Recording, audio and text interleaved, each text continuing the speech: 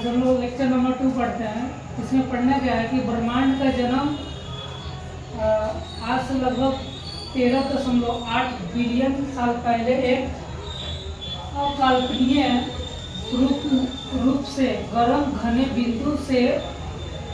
बिंदु जिसे विलक्षणता कहा जाता है कि विस्फोट से हुआ था। यानी कि इसमें हुआ क्या था कि आज से लगभग 13.8 बिलियन साल पहले यानी कि ब्रह्मांड का जो उत्पत्ति था अकल्पनीय रूप से गर्म घने बिंदु से होता है। यानी कि गर्म घना एक बिंदु था जिसमें विस्फोट की वजह से ब्रह्मांड की उत्पत्ति हुई थी और उस घने बिंदु की वजह से उसको क्या बोला गया, विलक्षणता उसको कहा गया।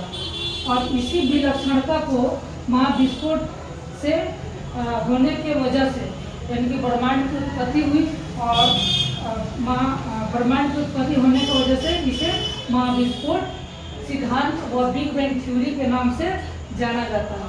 ठीक है।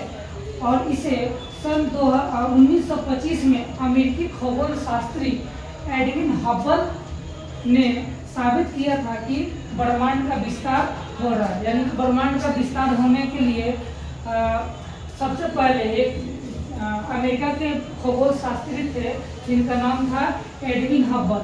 उन्होंने ही साबित किया था कि ब्रह्मांड का विस्तार आज भी हो रहा है। वो 1924 में किए थे कि ब्रह्मांड का विस्तार कंटिन्यूटी में हो रहा है और अभी भी हमें मालूम है कि ब्रह्मांड यानी कि उसका विस्तार हो रहा है। जैसे एग्जांपल में आप देख सकते हैं जो बैलून होता है उस बैलून पे आप डॉट डॉट डाल देंगे और डॉट डॉट डालने से क्या होता है, उसमें एयर डालने पर वो फूलेगा और फूलने से क्या होगा, वो जो डॉट होगा वो यानी कि अलग अलग भागों में बटेगा। उससे हम आसानी से जान सकते हैं।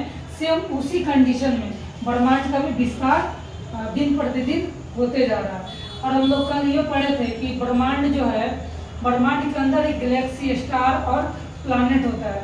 जैसे ये चित्र में बताया गया है कि ब्रह्मांड है, ब्रह्मांड का मतलब यूनिवर्स, गैलेक्सी का मतलब मंदाकिनी, स्टार का मतलब तारा, सूर्य भी एक तारा है और ये प्लैनेट के अंदर ही क्या पाया जाता है, पृथ्वी।